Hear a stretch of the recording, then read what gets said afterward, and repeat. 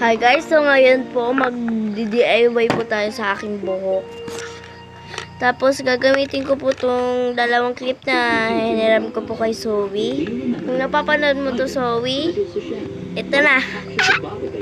Uy, so mag-DIY nga po tayo ngayon. So dapat po nakapagsuklay na kayo. Kagaya ko.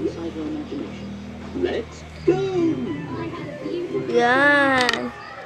Tapos maglagay kayo ng bangs yan. Ginagamit ko nga lang po ang cellphone ng aking lola kasi wala po akong magamit. Yan. Tingnan nyo guys, sapasok kayo nyo lang ang ganda. Ito na nga po guys yung kalabasan. So ito lang po ngayon yung aking palabas. Okay lang po kung hindi po kagandahan. Huwag na lang po kayo mambash. Bye!